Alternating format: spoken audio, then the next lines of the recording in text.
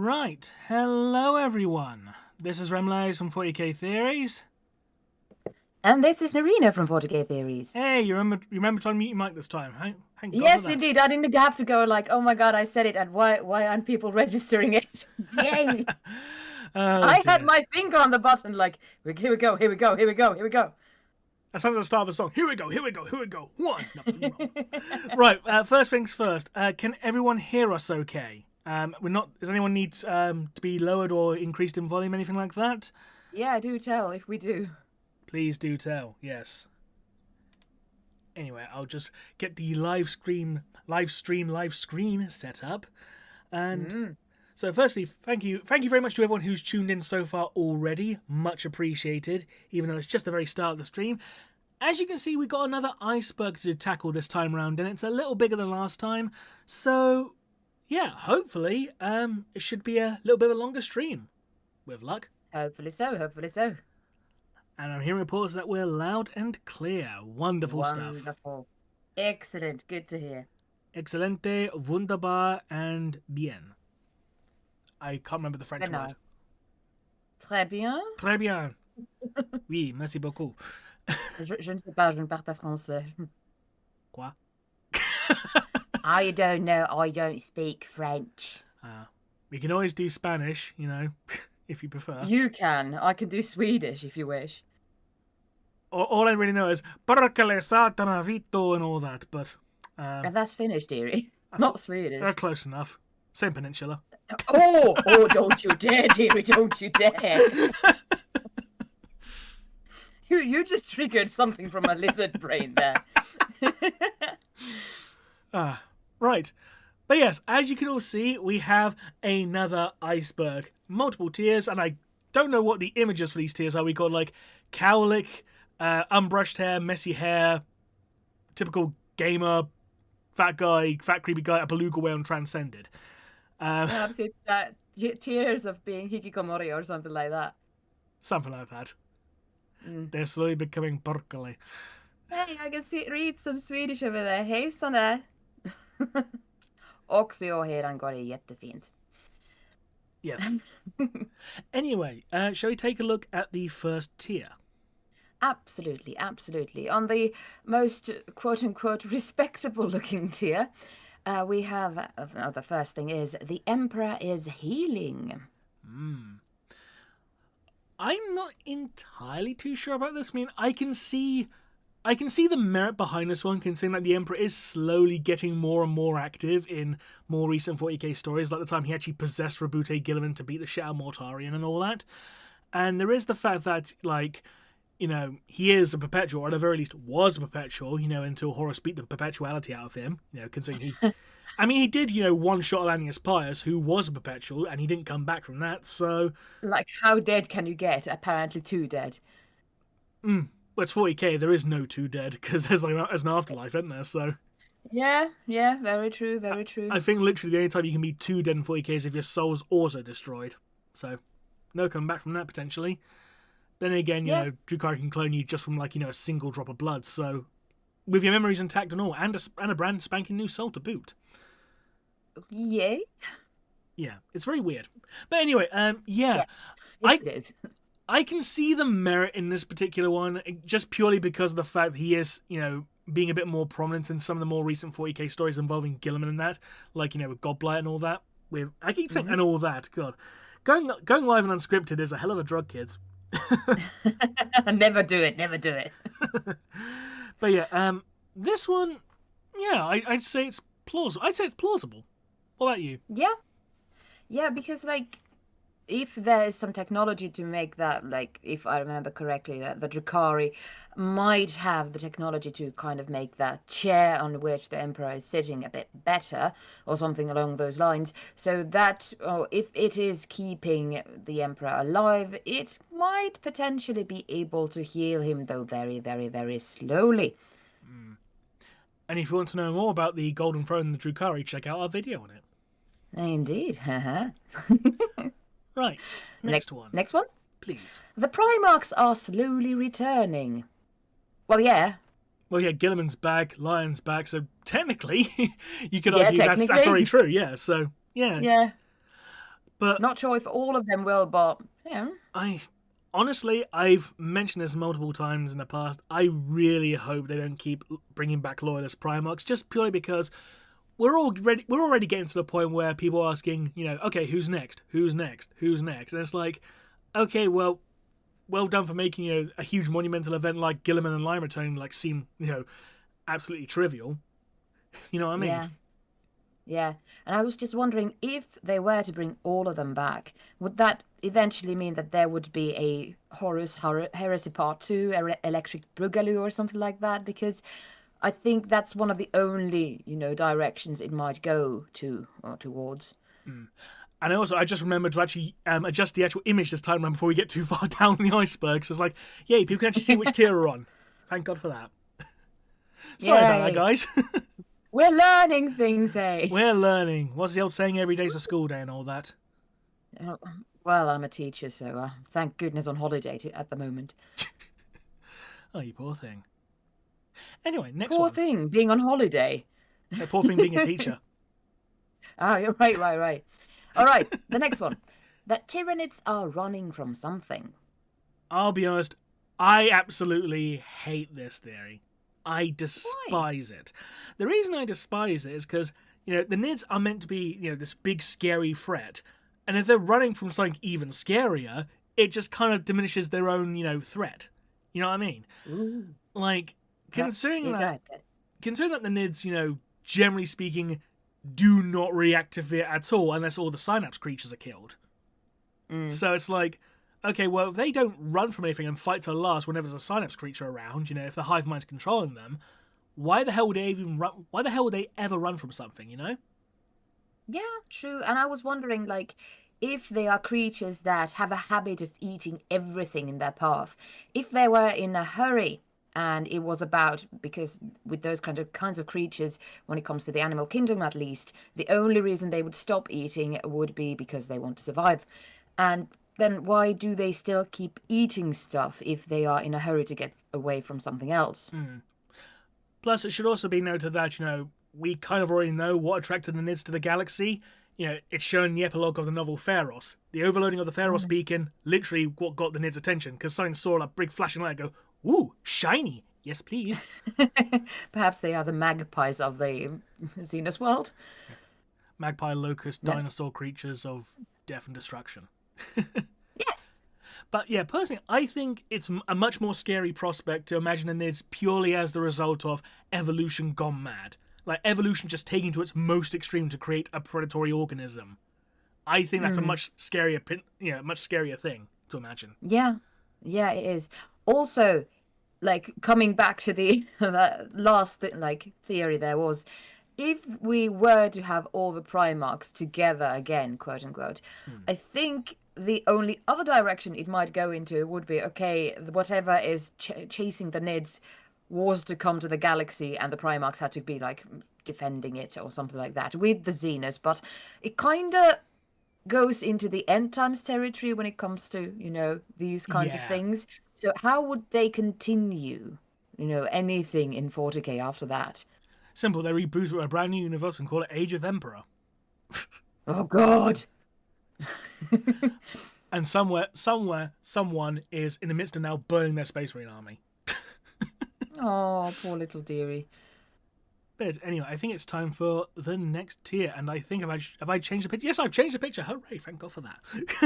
Yay! Good for you. Good for you. So the Eldari created the Tau. Now, this one stems from another Xenos race known as the Call, which are like a giant race of giant insects, essentially. And the Call Queens have an organ which is more or less identical to that seen in Tau Ethereals. Ooh. And there was an instance in, I think it was in Xenology, of a story of a group of Eldari kidnapping a Call Queen, essentially. And because of that, some people think, okay, they must have used that organ from the Call Queen to create the Tau Ethereals. There's just one massive problem with this theory. The events of the Call Queen being kidnapped, that took place 1,000 years after the end of the Mon Tau, which is where the Tau Ethereals, revealed themselves to the other Tau castes. or Tau tribes at the time, Yeah. rather. So it's like, well, that's a big problem with that, possible theory. Yeah. Time traveling shenanigans is the only thing that might be, saving that theory. But yeah, Yeah, but the not problem really is feasible. the problem with the whole time travel thing is the fact that the Eldari's primary method of travel is the webway, not warp space. True. I mean, it should be Very known there true. are parts in the webway where time does stop, but generally the place That's where Jack Draco is. he probably is, wandering Oh, God. about. But generally, the parts that go backwards tend to be very, very, very, and generally close to breaches in the webway itself. So, which would be parts where the Eldar themselves won't go. It's like, no, there's a warp breach there. Fuck that. I don't want to get my soul eaten by a celestial demon. Yeah. Anyway, next Good. one. Continuing with creating the Tau, the Necrons created the Tau. I'm not entirely sure. I'm not entirely sure why this one, or how this one came about originally. I think it may be due to the fact that the Tau have a very, very weak warp presence, and really the only other major faction that has like little to no presence in the warp are the Necrons. We did a theory like years and years ago about the Tau potentially being like evolved from the Necron tier, but our evidence and our research seems to think like that seems incredibly unlikely due to multiple factors. Go check that video out for more if you're interested, because there is quite a bit to get through in that. But all in all, I find this one personally very unlikely. Yeah, because I think the Necrons had quote-unquote better things to do because they were kind of in a crisis. I mean, yeah, they were getting beaten up by a bunch of frogs, and then they had to beat up their own gods. So Yeah. speaking of It's frogs, awkward when you start. Yeah, the old ones created the Tau is the next one. Why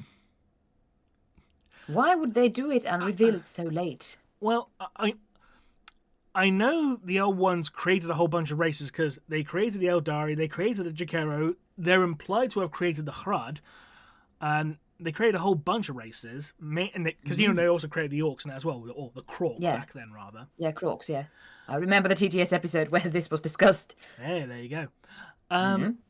And I vaguely recall some very, very old lore implying that they might have created humanity, or at least sown the seeds for humanity, 65 million years ago and all that.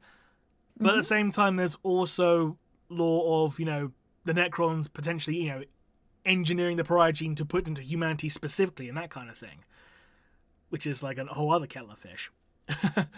I mean, I was just checking what sort of theories we had over here. I mean, it would fit with the old one's MO to create the Tau because, we do have evidence of them creating other races. So that in itself is not, entirely outside the realm of possibility. The question, however, is when would they have been able to do so, considering, they supposedly went extinct 65 million years ago? The only way I can think of that working is that they started the project but never finished it.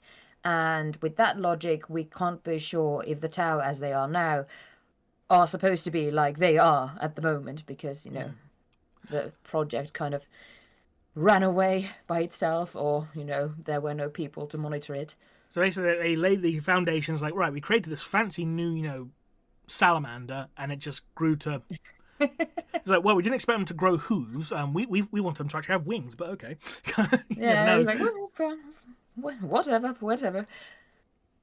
Perhaps they created an axolotl and they just wanted it to go into a completely different direction, and then it just turned into a salamander, and then it got hooves. And don't you mean Tauxolotl? Or Axolotl? Hey! Axolotl, yeah, that's better. That's much better. And salamander, I guess, is like Shazlamander now. Shaslamander. I mean, I've heard worse names for a Tau. Yeah. Right. Absolutely. Next tier, which is the shaggy hair man. The shaggy hair man comes to you and says, the dark age of technology humanity created the Tau. Why is it all about creating the Tau now? All right. I think it's mainly because the fact that the Tau are like, the youngest race. Or like, literally and figuratively the youngest race in 40k. So True. uh Why? I can't see this one happening. I know the Dark Age of technology, humanity had a lot of tech they don't have access to now, and stuff like that. But I don't see the logic behind this one personally. If anyone in the comments who's actually in the live chat actually knows the details of this particular theory, feel free to let us know. But this one just boggles the mind, kind of me. I can't even fucking talk. I'm just mumbling. Don't we all? Don't you worry, dearie. Again, doing live TV with a speech impediment is a pain. That is why we do it, with recording things and retakes and a lot of editing. Oh god, yeah. Speaking of which, we finally re-recorded Quizcasters 3. Yeah. So that should be out next week with luck. Yep. Hopefully so. Hopefully so, providing some, hoping that no monumental crash happens. But regardless, just Control S is your best friend now. Like, Control S everything all the time. Oh dear. Right. Yeah. Next one. There is actually genuinely nothing in the empty holding cell in the Xenos bestiarium of the Death Watch. See, I did a little bit of research before we came on this live stream because I generally never heard this one before in my life, and neither, but I didn't do the research. Tell me. I looked in the book citing the Xenos bestiarium, and I generally, unless I'm being incredibly blind, I can't see anything mentioning just one empty holding cell. I mean, it makes mention of a few empty holding cells of things that have been killed or just taken out for the firing ranges and shot, for target practice and all that. Mm-hmm. So, unless this is referencing something from a different book that I hadn't read, it's possible. There is a lot of books out there. I'm not gonna lie, I don't know everything. I never claim to either. So, I'm not that arrogant.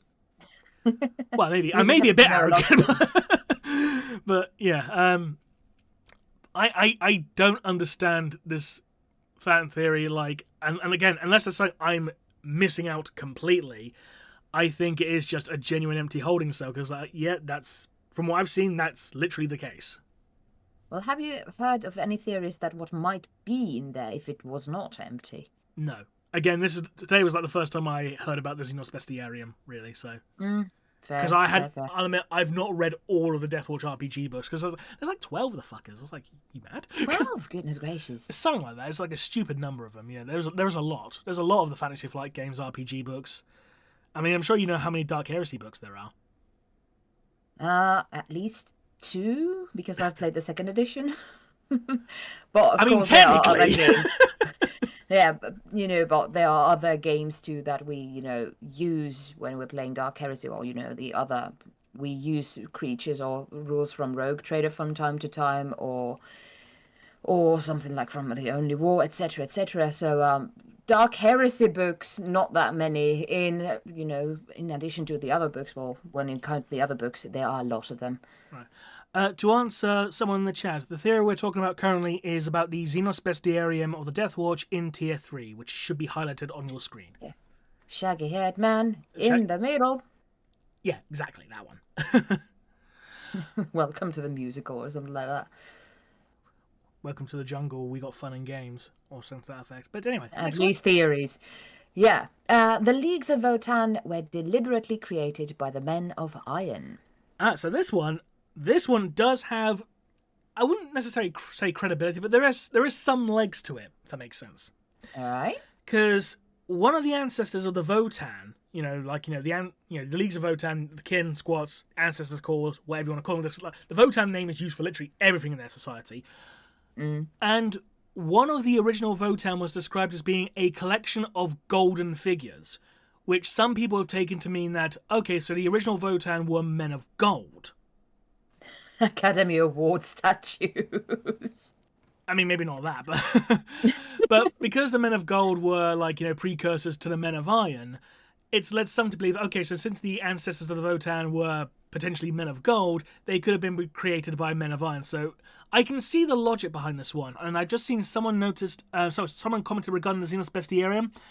A tech marine put down a stasis field trap and something triggered it. They couldn't see anything inside it, but it was still active.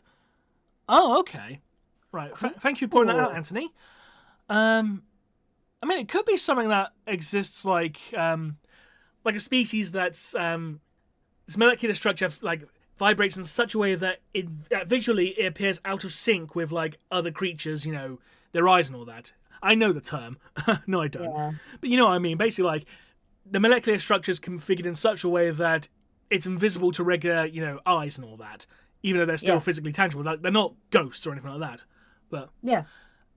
If that's the case, I can generally see that happening because I'm pretty sure like mandrakes can like phase in and out of being like visible kind of thing, or is that phasing in and out of like tangibility? I can't remember off the top of my head, but something like that. So yeah, I'm just hoping that the tech marines etc. have learned what this character or this creature eats or drinks or anything, because otherwise, empty as in there's only a corpse there might be, what's going on. Fair enough. But yeah, your thoughts on the Votan Men of Gold thing?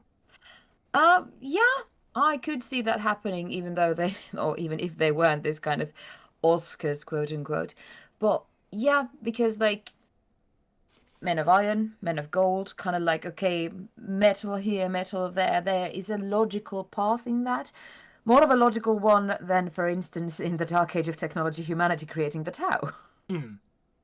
Yeah, I mean, this one at least has some circumstantial evidence to back it up and all that. So I can see the appeal of this one. I can see the appeal of this one. Yeah, absolutely. Right, let me get up the next picture. This is number 3, isn't it? Yes, number 4 now. Number 4, yes. Yes. The shaggy hair man with a beard. Or goatee, rather. Oh, goodness gracious. It's a teenager. No, it's even worse. It's a 90s teenager. True. Very true. He's going to have the black shirt, with the flames at the bottom, and he's going to be listening to The Offspring. Specifically, the Conspiracy of One album. Oh, God. Reminds me of how me and the girls were, playing Offspring songs when we were teenagers. Though it wasn't in the 90s, it was in the 2000s. But I guess we got a super chat. What is it? Oh, we do. Thank you very much, Chris, for the super chat. Much appreciated. Are the 2nd and 11th confirmed alive after not being mentioned by Manus in the end and the Death Volume 2? Sorry if it's off topic. Let me know what you're thinking wherever, if you don't mind. Thanks. I'm not sure if they're confirmed alive, personally, because you got the whole thing in Chamber at the end of Memory with the the 2 rooms with 2 and 11. They're completely booby-trapped with a whole bunch of psychic minds and all that. Mm-hmm. I mean, they could be, but with everything regarding the Lost Primarchs, it's up to interpretation. It's possible they're alive, it's possible they're in stasis, it's possible they're just dead. Perhaps they are in the Xenos or Xenos bestiarium. We come full circle. Indeed. But, it's possible even if it's, improbable, shall we say. Yeah. Indeed. But yeah, back to the 90s teenager who's listening to Offspring. Something from the Well of Eternity is pretending to be Kairos Fateweaver. Right, so to my knowledge, the Well of Eternity is a location literally in the center of all existence. Like literally all universes, all realities, they converge to this one exact spot. Okay. And when Tzeentch found it, he was like, ooh, there's something in there. But I don't want to do it. You can go in there and just chuck Kairos Fateweaver into it. And Kairos climbed back out. One does. And Kairos climbed back out with a second head, and now he can see the future and he tells the truth and lies at the same time, kind of thing. I can see the appeal of the existence of a primordial entity, very Cthulhu-esque, very Lovecraftian, sitting in the center of all of existence, all past, presents, futures, all universes converging at one point, and there being like an old god at the center. And I do like the idea of an old god possessing Kairos, potentially, but I'm not sure that's how it works, in terms of demons. I'm not sure a demon can actually possess another demon. But then again, you had, a Keeper of Secrets. Oh, yeah, true. But you did have a Keeper of Secrets possess an avatar of Cain one time.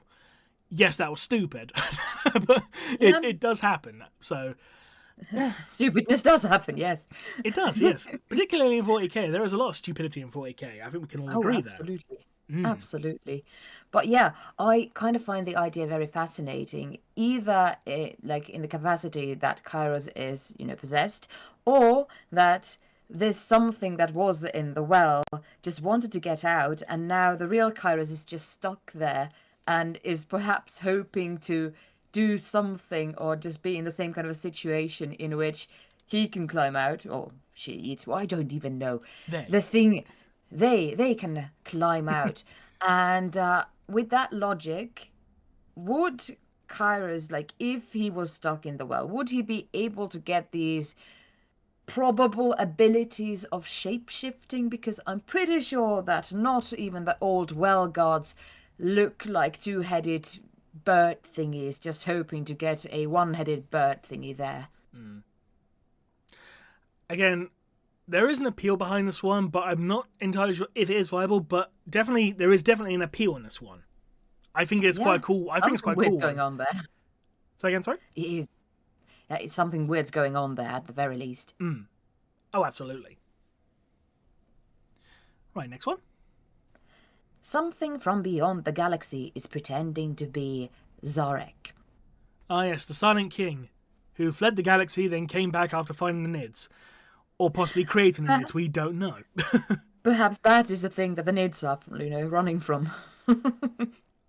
They're chasing after him. Actually, I think that would actually be a much better idea. They're chasing Zarek. Yeah. That's a much better idea. No.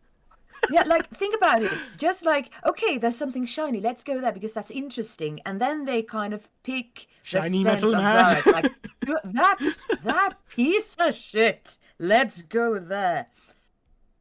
Or then if they're just like getting the kind of hints that he's been around, that's why they're just combing through the galaxy, like trying to find Zarek. That would be fun one. It would be. So, who's going to write about this? Dan, are you going to write about this? Nah, probably be Guy Haley. Yeah. But going back to the actual topic at hand, I'm not sure about this. I think it's hard to put into words because, like, okay, so if someone's pretending to be Zarek, or Jarek, how you pronounce it, you need to ask for what purpose. Yeah. And I don't know. His purpose currently is to find a way to restore his people and to reunite the Necron tier empire, essentially. So, for what purpose would a Zarek impersonator have for doing so? Especially one from outside the galaxy. That's one thing you need to ask, I feel. Is that some type of a Catan creature then? Or Zarek? Yeah, like in that, like if something was pretended to be Zarek, well, that might be something along the lines of a Catan creature just wanted to get, more Necrons somehow, somewhere. I don't know. That being said, the original Catan, before they got bodies, were described as being diaphanous. Like, basically like spirits in a way. Like, tangible spirits, so maybe one possessed him. That would be a cool twist. If an actual Catan who wasn't confined in a necrodermis body actually possessed Jarek. That would be cool, I think. That could be a cool twist. Yeah, absolutely. We're coming up with twists over here. Excellent. Perhaps we should make an iceberg of our own. It was a swerve, bro. For you wrestling pundits out there. Oh, God. I tell you what, bro. We're going to have Zarek, bro. He's going to be possessed by a Catan, bro. And bro. God, you don't hear much about Vince Russo these days, do you? No, not really, no. Probably for the best. Might just be. Might just be. This was number 4, wasn't it? So let's get up to number 5, which is the GameStop employee. Yeah. So, the Tyranids were created by the Old Ones. Again, it would potentially fit with that MO in regards to creating other races, but why would they create a race that's designed purely for eating things? Like, I know they got desperate enough during the War in Heaven to create the orcs, but... Fail-safe, perhaps? Yeah, That's the only thing I can come up with. But here's the thing. the Nids primarily eat organic material. You know, they will eat metal. They will. We have evidence of that. They will eat stone and that as well. They'll eat anything. Mm-hmm. But for something designed to eat primarily organic matter, why would you create them to fight a robotic opponent? To make the fight longer. But why would you want to make the fight longer at that point? You want to gain victory as soon as possible, wouldn't If they were all wrestling fans. you? Or wrestling fans. Another theory. The old ones were wrestling fans. High Fleet Russo. Oh, God. Oh, dear. Oh, dear. And here comes High Fleet Rikishi. God, he would eat everything. Oh. Yeah. But yeah, getting back on track. I don't see why the old ones would create something like a race like the Nids purely for wiping out other races. Like, it doesn't really fit their MO, considering they were known for not only creating but also uplifting other species as well. So it doesn't make sense to me why they would create the Nids, at this point, prior to creating the other races in the galaxy, because there's only 2 points where they could create them, either prior to the War in Heaven or during the War in Heaven, when the Necrons here were already kicking their asses after they become the Necrons. Yeah. So unless you make the point that maybe a couple of old ones fled the galaxy and then came back to unleash the Nids, but that's a stretch, I feel. Yeah, and that whole thing just to, fight the Necrons and potentially and most likely destroying everything that they've created. Yeah, kind of like if they're like, okay, fuck this, and let's just destroy everything, then yeah, to be sure, but I highly doubt that they would do that. Anyway, next one, please. Oh, getting weirder. The Tyranids are the old ones. That is a weird one. I've never heard this one before today. Me neither. I mean, did their fridge just escape or something? So, if is your fridge running? Well, you better chase after it. I can't tell jokes. Leave me alone. That's all right. That's all right. Yeah. The plot of StarCraft 2, some mentions oh god, yeah, it really is the whole Zelnaga plot line. Haven't played the game, unfortunately. Sorry. No, you're fine. It's a good game in fairness, StarCraft. All right, I should perhaps at some point try and play it.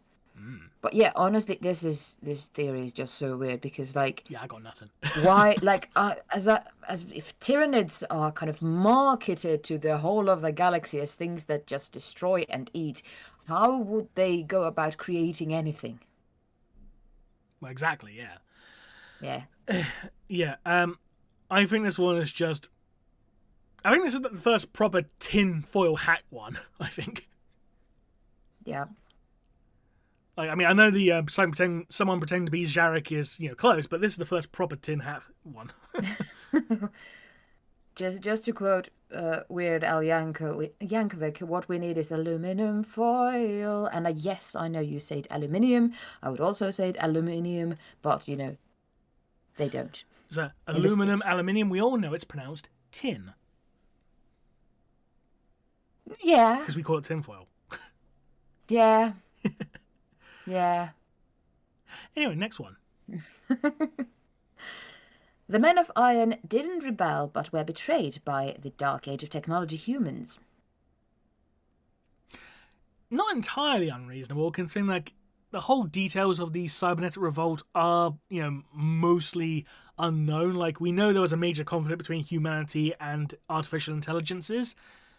We don't know the exact details of the entire conflict. We don't know what caused it, exactly. We don't know what specific event caused it.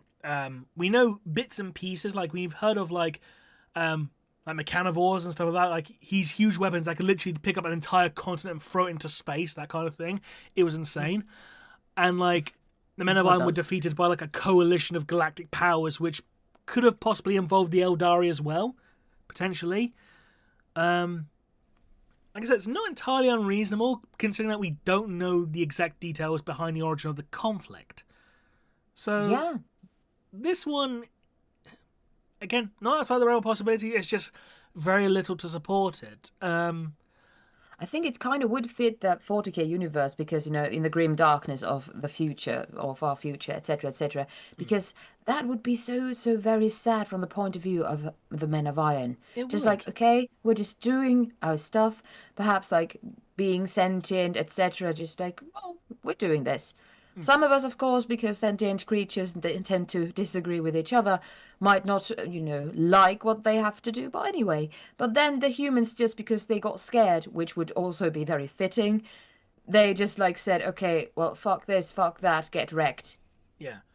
I mean, for all we know, it could have been a combination of factors. Maybe like some Men of Iron did rebel, but some were betrayed because they didn't want to rebel, but they were just painted with the same brush, kind of thing. Yeah. Yeah, it could be like a whole combination of factors. We don't know, but I think that actually that might be more likely that it was literally a combination of factors. Some rebelled, some ended up being betrayed because they were painted with the same brush. They didn't want to rebel, kind of thing. Considering that, some artificial intelligences are still, effectively good, like, the Iron King and the Leagues of Votan, because they're like, seen as equals in their society and all that. So it's entirely possible it was, some were betrayed, some did rebel, just whole mess. Ow, I just snapped my back. Fuck. Such an epic theory that you were like, no. Or your body just rejected every My body rejected is like, no. Your brain is telling you yes, but your body is telling you no. Ow, fuck. Anyway, that's why you're a dinosaur and etc. etc. But yeah, next tier. Do you have the picture ready? I do have the picture ready. It is the GameStop employee after a very long shift. Very good description. The Rangda were Tyranids. What are the Rangda? The Rangda are the main Xenos race from the Rangda and Xenocides, which pitted both the Dark Angels and the Alpha Legion against the Rangda. And the Rangda were a threat that almost destroyed the Imperium during the Great Crusade. And they most certainly weren't Nids because the Rangda were described as being technologically advanced. Yeah, Nids don't seem like the... Nids do not use tech. Focusing on the technology type. Yeah. They don't use tech. I think literally the closest you have to Nids using tech are like Genestealer hybrids, and that's literally it. I'm here like, well, Nids using it, and that's that. I'm sure someone's going to point out, but Zotes, like, well, technically Zotes are no longer related to the Nids, so... Yeah. Yeah. When did they grow apart? In which edition? Well, they weren't mentioned for a long time between, like, second and God knows how long. They weren't mentioned by name in fourth, but they were there, essentially, they were just called Colossi in fourth. Because you had High Fleet Colossus, which was a race of, Centauran creatures that used Nid biomorphs as weapons. Centauran creatures, and White Dwarf at the time had, conversion guides, how to make your own Colossi. And in appearance, they were literally just Zotes. So it was just Zotes in all but name back then. But Fair enough. In name, Zotes got a major role back in, 8th with the release of Blackstone Fortress. All right. There you go. That's surprisingly late. Also, do you know they eat a food called Zotibix? Like Weetabix, but for Zotes. Yeah. Literally, called Zotibix. That's adorable. And they say 40k is serious. Yeah. Oh, very serious. Speaking of weird food and stuff in regards to 40k, there's an orc novella, I think it's called Evil Sun Rising, and an orc wakes up from a nap, and the grot goes up and goes, "Do you want a cup of tea, boss?" He's like, "Yeah, give me the mushroom one, the other one gives me gas." Oh, that's adorable. Literally in the most English, working class way, he's like, "Do you want a cup of tea, boss?" Yeah. Darling little hooligans. Darling little hooligans indeed. That's why we love orcs. But yeah, next one. Please. Vashtor is the machine god. Well, technically, Vashtor isn't a god, period. He's specifically referred to as a demigod, which in 40k standards is just a very, very powerful demon, considering that the entire point of Arcs of Omen was for him to obtain an Old One artifact which would allow him to attain godhood. Oh, yeah. So, he's not a god.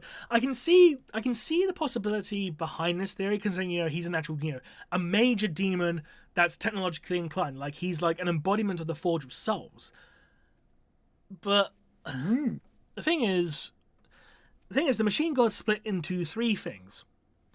The machine god is the divine. No, not the divine. The motive force, the machine god, and the Omnissiah. It's basically the Father, Son, and the Holy Ghost, essentially. Yeah. And the machine god is the warp aspect of the machine god. Motive force is basically what gives everything life, and the Omnissiah is the machine god's physical avatar, which many believe to be the Emperor. It's not entirely clear consensus. There are some members of the Adeptus Mechanicus who think it's something else. And then you got UR025 of the Men of Iron who says, actually, no, I've read the real Omnissiah, not the Earthling corpse. Yeah, someone using the term Earthling in 40k. That was just weird in itself. Well, it rolls off the tongue way better than Terraling. Or just Terran. Yeah. But I think Games Workshop are still going with the idea that the machine god is the Dragon of Mars, which is basically like, the Void Dragon Shard that the Emperor kicked the shit out of on Earth and then imprisoned on Mars somehow. As one does. Because it was so powerful he couldn't defeat it. Which made more sense back in the day when the Catan were themselves fully fledged, like, godlike entities, rather than, the 5th edition retcon of them being shattered into shards and then scattered across the galaxy. Because, like, a single Void Dragon Shard not being, powerful, not being able to be destroyed by the Emperor seems a bit suspect in this day and age, considering how powerful the Emperor has been made out to be recently. Yeah, indeed. But what do you think of the kind of theory that Vashtor could, in the future, become something akin to a machine god, or then just replace him? Funnily enough, I have a video in the works in regards to Vashtor. I've just finished the first draft of the scripts. I just need to proofread it and do some rewrites, and I'll have a Vashtor video hopefully within the next few weeks. Oh, I'm excited. Yes, to keep people up to date with the video schedule. In terms of lore for newcomers, we got White Scars in the works, which I'm just waiting the audio from you, Naerina. Yep. And one about Purity Seals, and one about the Rangda in the works. I still need to finish that script. It's just very hard writing about the Rangda because it's so convoluted. And in terms of actual theory videos, we got Red Hunters, a Tau Death Guard one, a Vashtor one, and yes, even a Jack Draco one. This is your fault, patrons. You got a Jack Draco video in the works. Oh, God. But yeah, obviously the release schedule is subject to change and all that, so yeah. Understandable. Next one, please. The Old Ones created the Necrons. A lot of creation during this round. I mean, technically you could argue that he did, considering that the Old Ones kicked the shit out of the Necrons so hard they made a deal with the Catan to turn themselves into the Necrons. So yeah, you could argue that. The Old Ones were responsible for the Necrons, if nothing else. In a roundabout way, that actually did happen. In a roundabout way. Yeah. So, yeah. They did not plan it, per se, I think. It was unplanned, but they were the instigators. The Old Ones instigated the Necrons. Oh, God. Alright, yeah. Right. Next tier. The Beluga Whale tier. Who's just so happy to be here. Yay! Just like me. He's like, I'm a whale. Just don't let him near any casinos. Yeah. Hey. Besides, this whale has very, very weird theories. For instance, the Emperor is a Xeno. Are we going down a Power Rangers route where every planet just has humans on it? Like Andros from Power Rangers in Space, he was an alien. It's like, oh yes, I'm an alien, but I'm also a human because Earth isn't the only place in the galaxy that has humans. It's like, what? You mean to tell me the exact same species evolved on multiple planets independently? That's even by Power Rangers, that's a bit hard to swallow. Yeah, absolutely. Also, I think that 200 or 2,000 or how many psychers who died to create the Emperor might disagree. Yeah. I know they like to add some ambiguity to the whole, Emperor's backstory and all that, but if you take what's shown in Master of Mankind at face value, he was just a little caveman boy. If you take it at face value, of course. I mean, I know unreliable narrator is a thing inherent to 40k, so yeah, keep that in mind. But from what we've been shown, he's not. He's just, a very, very, psychically powerful caveman. I'm just thinking about, I'm not sure if you've played Final Fantasy VI, but there's this character called Gao that can be found on, like, in one part of the world, just hanging around in the savannah. And now I'm just thinking that instead of this very sweet little boy, there is this caveman called the Emperor. Just like, hi. Galpera. Yeah. Also, it's funny enough when you say like Final Fantasy VI. I was about to go like, I think you mean Final Fantasy III in the West. Thank you very much. And at which point I would figuratively throw you out of the window. Like, we all know that like 2 and 4 don't exist. Yeah, what's this 5 thing you're talking about? Who knows? Anyway. Nobody. Oh, next one, it's another Tau one. There's a lot of popular Tau theories.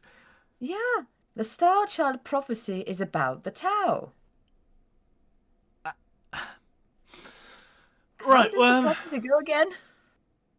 So, the Star Child is basically a god that was created from the Emperor's goodness, which he expunged during his fight with Horus. And that basically became a god on its own called the Star Child, essentially. Yeah. From what we know in End in the Death Volume 3, or is it Volume 2? No, it's Volume 3, sorry. In Volume 3, the implication is that the Star Child was born from the remnants of the Dark King, which is what the Emperor was becoming, and then he expunged all that excess power prior to his fight with Horus. And the implication is that's what's going to become the Star Child, if we go by the old Star Child prophecy. Now, you could maybe argue, a brand new god being formed from, quote-unquote goodness and all that. You could possibly, link it, or at least find a parallel in the god of the greater good, the goddess Talvar. Yeah, Talvar. Yeah. So you can see a parallel in that to a degree, but I don't think it's about the Tau. But I can see why someone would, find this line of thinking. You know what I mean? Yeah, in a way. But then again, the very, very low presence of the Tau in the warp kind of speaks against it, because, like, all right, prophecies, gods, star children, etc. It kind of, when we think of the gods of, anything in 40k, a lot of them have something to do with the warp, or this kind of, I mean, it should entities being in the warp. I mean, it should be pointed out that Talvar herself was created technically not by the Tau, but by the auxiliary races part of the Tau Empire. So, because there was a huge thing with Kais the Living Weapon. He basically said, oh, they've perverted the greater good. They created a god in the image of the Talvar kind of thing. And he got really pissed off about it. But by that point, Kais was already pissed off because he was in stasis for like 300 years and fully conscious the entire time. Which would drive anyone a bit mad. Yeah. At the very least, at a little bit, yeah.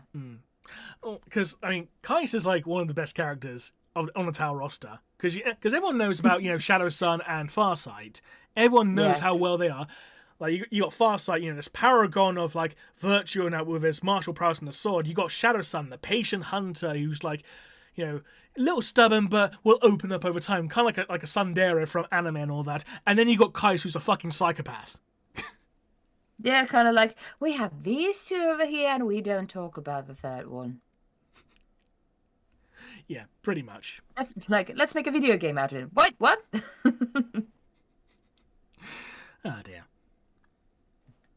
Right, next one, please. All right. The thing under the Grey Knight's Fortress Monastery on Titan is one of the lost Primarchs.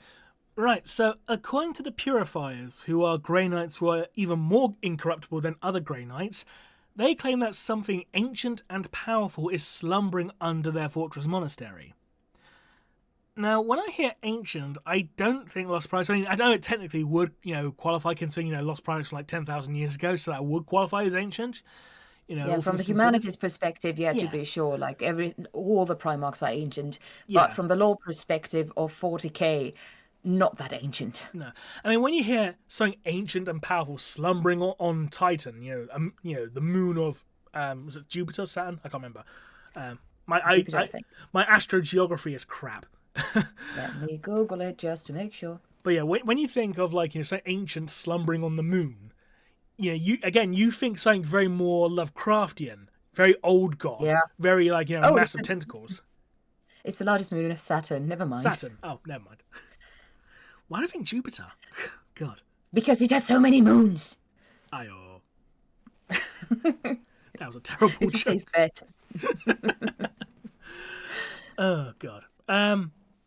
But yeah, honestly, like when I'm thinking of this kind of ancient, powerful thing, it's just like, all right, that's exactly what you were saying. Something Lovecraftian, something, that has been slumbering for ages and now is coming back. And kind of like, how was it put in that book again? The clocks have stopped and the geometry is all wrong or something like that. Geometry's changed and the clocks have stopped. Yeah. Yes, indeed. So like, if this or that kind of descriptions or those descriptors were used on Titan when it comes to this kind of describing the thing or things happening near the resting place of whatever it is, I would think of something very, very Lovecraftian. And yeah.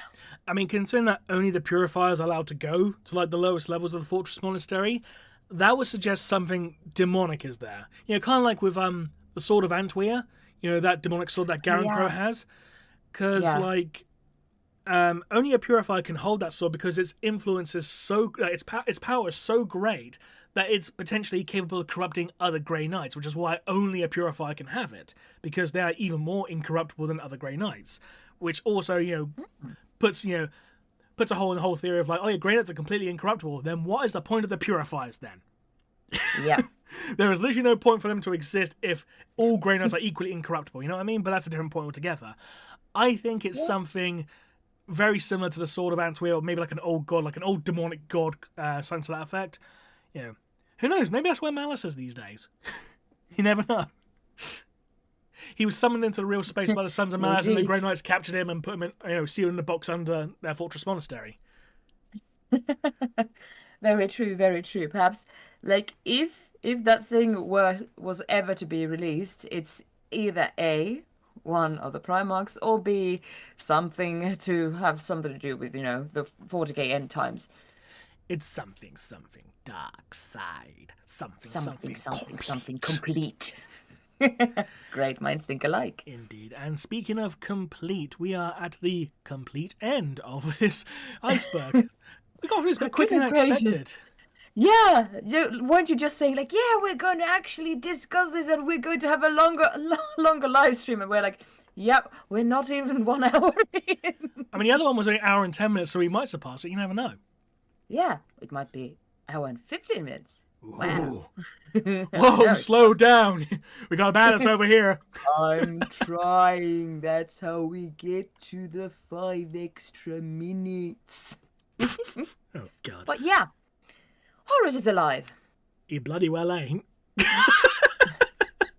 Yeah.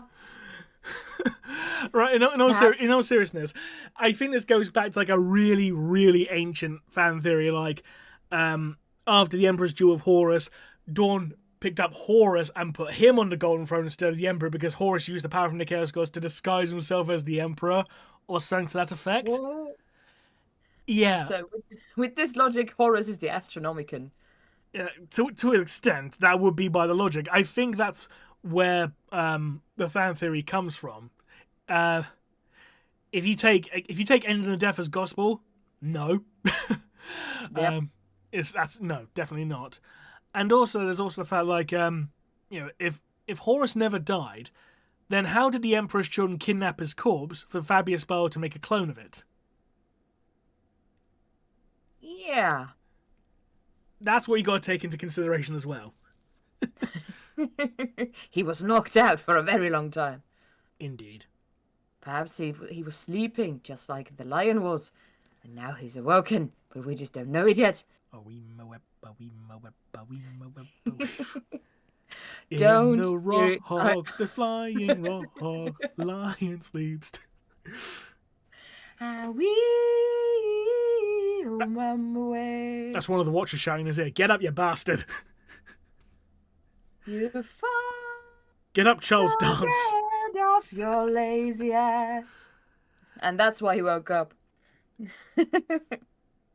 He was in such a long slumber. Then he heard one of Gilliman's speeches on the radio, and he got up and turned it off. I mean, think about it from the perspective of a person who's obviously guarding the lion. Just like do.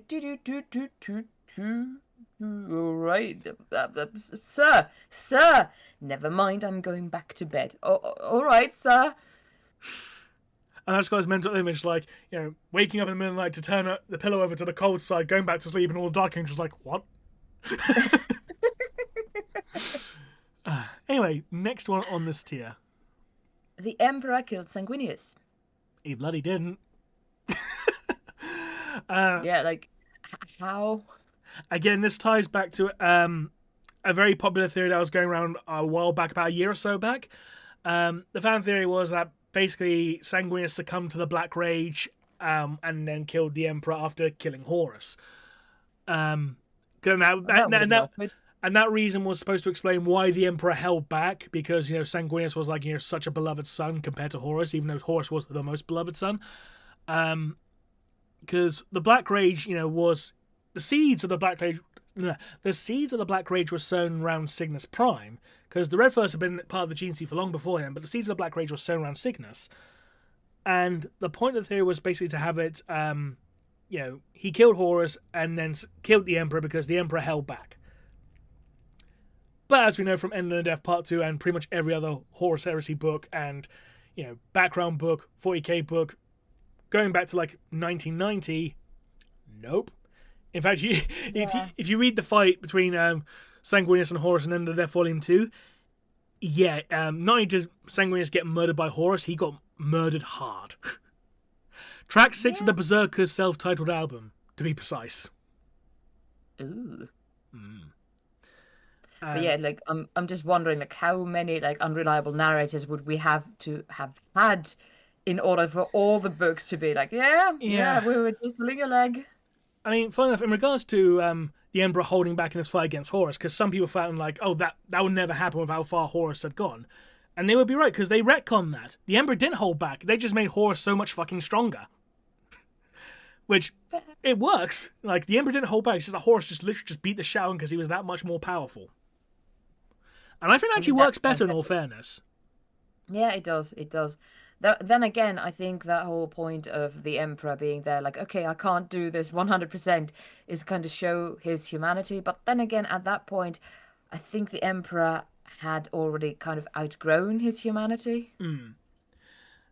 And the thing with regards to the Sanguinius killing the Emperor thing, I think some people also wanted it to be like, even more tragic for the Blood Angels. Like, the whole story of the Blood Angels and Sanguinius is already tragic. You don't need to make it even more tragic than it already is. I think it kind of... I mean, the Lamenters have to have some sort of base in somewhere. Well, yeah. But I think it also takes away from what the story the Blood Angels already had cultivated over the past, 35 years. So, I was never really a fan of that theory, because, again, I'm sure you've all seen the video I did on that, ages and ages and ages ago. I think it was about a year or so ago now, to be honest. But, yeah, it's... regardless, no, Horus definitely killed Sanguinius. A lot. Yeah. A lot. he not only killed him, he literally crucified him. Are you trying to say that he killed him until he was dead? He killed him until he was dead. People die if they are killed. No. That's an old meme. God, I think I was still in school when that one was going around. Yeah, most likely. Anyway, Because I remembered that too, but I was a very, very, well, not very, very small kid, but I was a tiny little thing. Yes. You weren't so much a perk. You weren't so much a perk, you were just a perk. Yes. Yes. The smallest of perks. Keldor Drago is actually Omegon. What? Yep. Any comments? Okay, so we know during the Horus Heresy, Omegon himself had doubts regarding the whole, Simon the Traitor's thing, and we know that he did have a suit of plain and plain and unadorned armor. That was like, just plain grey armor. But because of this, like, for a while, myself included, a whole bunch of people thought that this was going to be the realization that Omegon was actually Janus, the first founder of the Grey Knights. Oh, right. Because, like, okay, so it's a Primarch with plain grey armor, and he has doubts about the traitor cause. I could see that happening, but then they revealed, like, no, Janus was actually a thousand son named Revialavada. I'm not sure... someone's asked who is Omegon, the twin brother of Alfarius. Primarch of the Alpha Legion. The one who's not dead, allegedly. But anyway, allegedly. I don't think this holds any water purely on the basis that one of Khaldor Drago's, biggest things in the lore was having a punch-up with Mortarion. And you'd think Mortarion would be able to recognize his brother. I mean, he may not have known that Omegon existed, but he would still think, hang on, Alfarius, what the fuck are you doing here? Kind of thing. Yeah, because like if people confused Alfarius and Omegon with each other, then he would definitely recognize, though not the right brother, but kind of, the like being in a set of twins and not just... Yeah, he would have recognized him as being a Primarch, if nothing else. Yeah. Indeed. Yeah, nothing else to say about that. Yeah, I think this one it holds no water whatsoever. I apologize, I'm just rambling and stuttering and just going and all that. That's again, all right, dearie. Speech impediments are a bitch. If you have a speech impediment, I'm a non-native speaker. We'll just stutter around this whole thing. So don't you worry. Something, satana, percole vito, and all that. Yeah. Ripayais et corpiclani, yeah. I love the fact that the first three were swear words and then come just like drinking party and the name of a band. Yeah. It's a great song, Ripayais. It's a great song. Yeah, I remember, like, and this is for the chat so that you know. One of the first things that Rem told me about his Finnish skills was like, yeah, I know the word ryyppäjäiset. And I'm like, how the hell, of all the words, do you know that one? And then he just said, Korpiklani. I was like, oh, right, yeah, that explains it. Side note, I saw Korpiklani at Vakan back in 2006, I think it was. Ooh, nice. Yeah. Because you know how, like, you go to any concert, any metal band concert, and they have, like, mosh pits or, like, pits of death, wall of death and all that. And then you had Korpiklani with a jig, with, like, an Irish jig pit, essentially. That's adorable. And it was to the song Let's Drink, I think it was. Nice.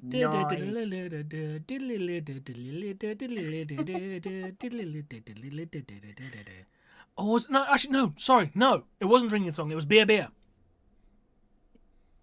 It was Beer. Good song. Right. Anyway, the last one on our list. Go and listen to Korpiklani. Go for it, dearies.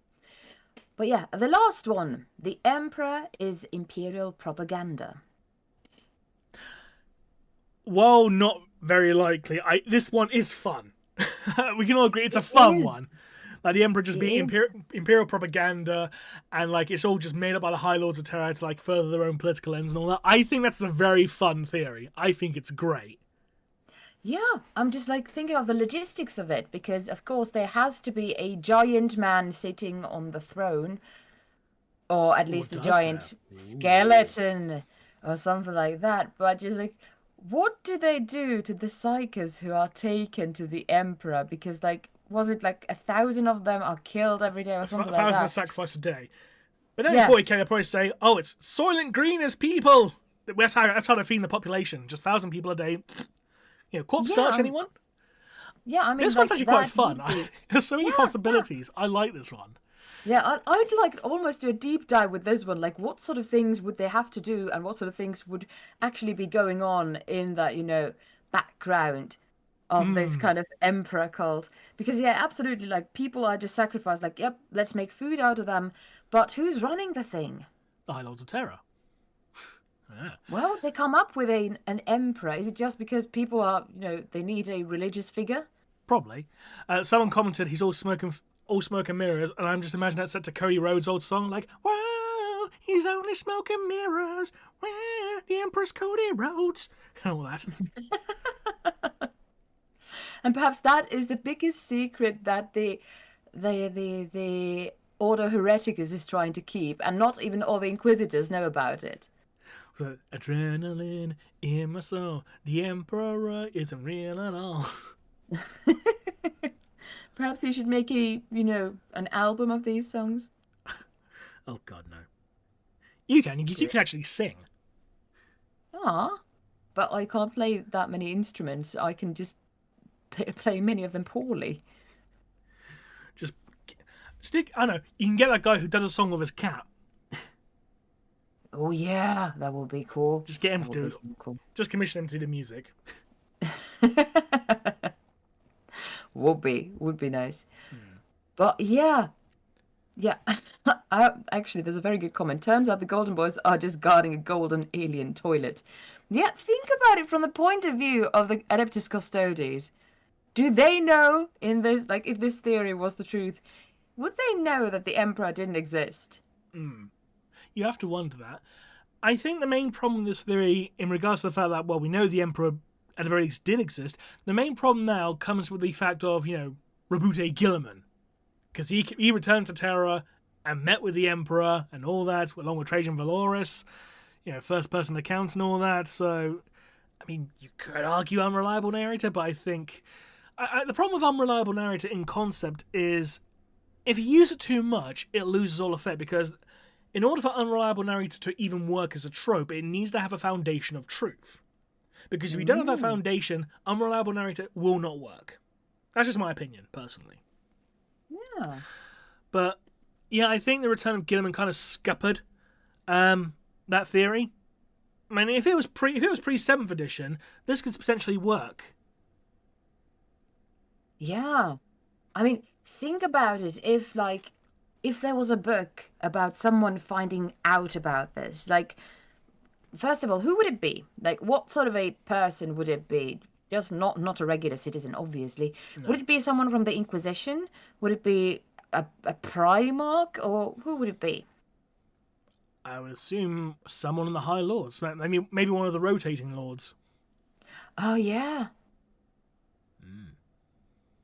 And how would things escalate from that? Would they be like, all right, most likely, yeah. But if they weren't okay with the fact... What would that mean for the whole empire? I suppose it depends on how much power that particular person has to wield in regards to it. Because, if it's a very, very minor lord, the other lords can just say, oh, he's just a heresy talking shit, execute him, turn him into a servitor. Yeah. That's how they deal with it. True. Because even if they found out, then you could argue, well, they can't tell anyone, can they? Yeah. You can't spill the beans. Or was it dead men tell no tales? I think that's exactly the reason, yeah. Yeah. Well, there you go. I just I love the fact that we have had our very own theories from these theories and just pondered on some of these. I really like it.